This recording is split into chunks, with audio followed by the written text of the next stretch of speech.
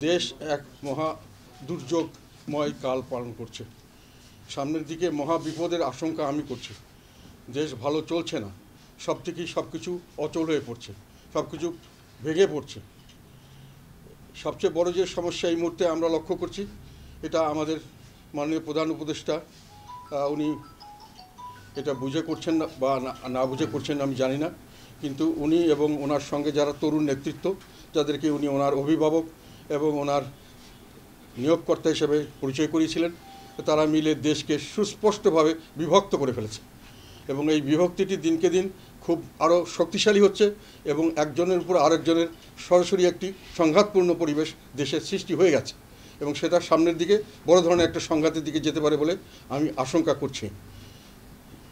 এটা দেখে আমার অনেক সময় এখন মনে হচ্ছে যে সাউথ আফ্রিকাতে একটা বর্ণবাদী সরকার অ্যাপারথেইড মানে পৃথকীকরণ একটা নীতি গ্রহণ করেছিল। সেটা অবশ্য স্বাভাবিকভাবে করতে হয়েছে, কেননা ওখানে দুটো জাতি ছিল, একটা হলো হোয়াইট, একটা হলো ব্ল্যাক, এবং তারা ওই হোয়াইটরা ব্ল্যাককে শাসন করতো। হোয়াইটরা সংখ্যায় কম ছিল, কিন্তু তারা ব্ল্যাককে শাসন করত।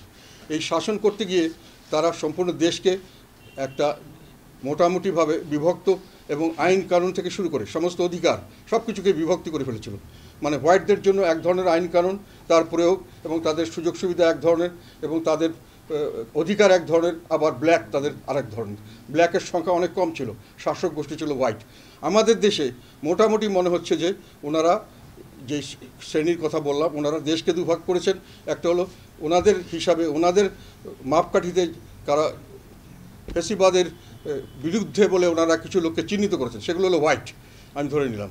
আর বাকিগুলো হলো বাকি লোককে ওনার ফ্যাসিবাদের দোসর এবং ফ্যাসিবাদ বলে সারা দেশের প্রায় অধিকাংশ মানুষকে ওইভাবে লেবেল করছেন। সেটা অনেকটা ব্ল্যাক, সাউথ আফ্রিকার ব্ল্যাকদের মতো। তো এই ব্ল্যাক অ্যান্ড হোয়াইটের মধ্যে এখন দেখা যাচ্ছে আইনের প্রয়োগ, আইনের বিভিন্ন জায়গায় আইন তৈরি এবং আইনের যেটা সার্বিকভাবে ব্যবহার করা হচ্ছে, এগুলোর ক্ষেত্রে দুটো ভাগের সঙ্গে দুটো ডিফারেন্স দেখা যাচ্ছে। হোয়াইটের জন্য যেরকম একরকম, সেখানে এখানে ফ্যাসিবাদের বিরুদ্ধে বলে যাদেরকে, তাদের জন্য একরকম, ফ্যাসিবাদের দোসর বলে যাদের, তাদের জন্য আরেকরকম অবস্থা সৃষ্টি করা। এই বৃহৎ অংশকে রাজনীতির অধিকার থেকে বঞ্চিত করা হচ্ছে এবং রাজনীতির অধিকার থেকে বঞ্চিত করতে গিয়ে তাদের স্বাভাবিক যে অন্যান্য কালাকানুন করে বিভিন্ন ধরনের নিবর্তনমূলক ব্যবস্থার সৃষ্টি করে এবং আইনের মাধ্যমে মানুষকে অত্যাচার নিপীড়িত করে তাদেরকে এক খুনঠাসা করা হচ্ছে, যেটা সাউথ আফ্রিকায় ব্ল্যাকদের উপর করা হয়েছিল। এবং বিভিন্নভাবে মানুষ অত্যাচারিত হচ্ছে তাদের দ্বারা এবং তাদের সম্পূর্ণভাবে তাদেরকে রাজনৈতিক অধিকার থেকে বাইরে বের করে রাখার চেষ্টা করেছে। যেমন আমাদের দল সর্বাত্মকভাবে সমস্ত আন্দোলনে আমরা জনগণের সঙ্গে ছিলাম। আমরা কোনো সময় কোনো আন্দোলনে আমরা সেই বলতে গেলে বিডিআর হত্যাকাণ্ডের সময় আমাদের দলের আমরা যেটা ঘটনা ঘটেছিল, তখন আমাদের ভাগনা আবার মারা গেছে, আমার ভাই সেখানে সর্বাত্মক ছিলেন। আমাদের শাপলা চত্বরের ঘটনায় আমরা সরাসরি সমর্থন দিয়েছিলাম এবং তাদের সঙ্গে যারা হেফাজতের লোক ছিলেন তাদেরকে পানি খেয়েছি, তাদের সঙ্গে ছিলাম। এই আন্দোলনের সময় প্রথম থেকে শেষ দিন পর্যন্ত সর্বাত্মকভাবে এই ছাত্রদেরকে আমরা আন্দোলনের সমর্থন করেছি। সমস্ত যেগুলো নির্বাচন আমরা প্রশ্নবুদ্ধ, সেগুলো নির্বাচনে আমরা অংশগ্রহণ করতে চাইনি। কোনোখানে বাধ্য করা হয়েছে, কোনোখানে পার্সিয়ালি করা হয়েছে।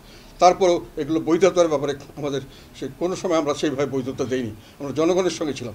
কিন্তু আমাদেরকে এই রাজনৈতিক প্রক্রিয়ায় তারা প্রতিদ্বন্দ্বী মনে করে আমাদেরকে রাজনৈতিক অধিকার থেকে আমাদেরকে বঞ্চিত করা হচ্ছে। উনি রাজনৈতিকভাবে আমাদেরকে উনি বাদ দিয়ে রেখেছেন, ওনার হিসাবে আমরা নাই। আমরা রাজনীতি করার অধিকার ওনার হিসাবে আমাদের নাই। এখনও আইনগতভাবে আমরা সম্পূর্ণভাবে একটি রেজিস্টার্ড দল, আমাদের ইলেকশন কমিশনে আমাদের রেজিস্ট্রেশন করা আছে, সমস্ত ফর্মালিটি পূরণ করা আছে, আমাদের কোনোখানে আইন কানুনে ঘাটতি নাই। তথাপি ওনারা আমাদেরকে রাজনৈতিক দল হিসেবে স্বীকৃতি দিতে চাচ্ছেন না, সম্পূর্ণভাবে বেআইনিভাবে, এবং আমাদের সর্বাত্মক সব ক্ষেত্রে বাধা সৃষ্টি করছেন। তারা নির্বাচন সঠিকভাবে দিবেন কিভাবে আমরা জানি না, এবং নির্বাচনে তারা নিজস্ব একটি দল তৈরি করেছেন, সেই দল এখন পর্যন্ত সম্পূর্ণ সরকারি পৃষ্ঠপোষক, তারা এখন পর্যন্ত কোনো রেজিস্ট্রেশন পাননি।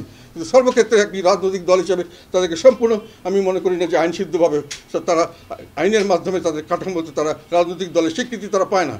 তারা করে যাচ্ছেন, করুক, তার জন্য আপত্তি নাই, কিন্তু তাদেরকে সমস্ত ক্ষেত্রে প্রায়োরিটি দেওয়া হচ্ছে। নিজস্ব দল তৈরি করে সেই দলের মাধ্যমে এবং সেই একই সঙ্গে নির্বাচন করলে সেই নির্বাচনে লেভেল প্লেইং ফিল্ড কখনই হওয়া সম্ভব নয়। আমরা দেশের মানুষের জন্য সবসময় কাজ করেছি। দেশের মানুষের বিপদে তাদের যেটা ন্যায্য দাবির সংগ্রামে আমরা সবসময় ছিলাম। আমাদের ক্ষুদ্র শক্তি নিয়ে আমরা জনগণের সঙ্গে এখনও থাকবো এবং চিরজীবনই থাকবো। আমাদেরকে সরকার কি বলল, কতটুকু আমাদেরকে আস্থায় নিল, কতটুকু আমাদেরকে রিকগনিশন দিল, that is not our concern. আমাদের কনসার্ন হলো জনগণ আমাদেরকে কীভাবে দেখছে।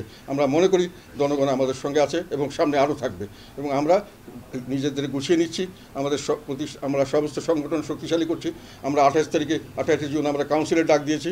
আমরা এইগুলোর মাঝখানে এবং এই সমস্ত দাবি দেওয়া যেগুলো জনগণের মনের কথা সেগুলো তুলে ধরে জনগণের সামনে যাব, এবং যত বাধা বিপত্তি আসুক আমরা ইনশাল্লাহ জনগণের সমর্থন নিয়ে সামনের দিকে শক্তিশালী দল হিসেবে আবির্ভূত হব। সামনে আমরা নির্বাচনের প্রস্তুতি নিচ্ছি এবং সামনের দিকে আমরা আন্দোলনের জন্য প্রস্তুতি নেব। অবস্থা বুঝে ব্যবস্থা করা হবে। যেহেতু আমাদেরকে একেবারে অন্যায়ভাবে আমাদের উপর যদি কোনো আঘাত করার চেষ্টা করে, নিশ্চয়ই আমরা প্রতিঘাত করব, এবং এটাই স্বাভাবিক। আমাদেরকে যদি বাধাগ্রস্ত করা হয় আমরা প্রতিবাদ করে তুলব, প্রতিরোধ করে তুলব, এবং আমরা জনগণের সঙ্গে নিয়ে যে কোনোভাবে অন্যায়ের বিরুদ্ধে অবস্থান নেব এবং জয়ী হব ইনশাল্লাহ। ওয়ালটন আবারও মিলিনিয়ার অফারে ওয়ালটন ফ্রিজ কিনে আপনিও হয়ে যেতে পারেন মিলিয়নিয়ার। মিলিনিয়ার ছড়াছড়ি দেশ জুড়ে, এটা শুধু ওয়ালটনই পারে।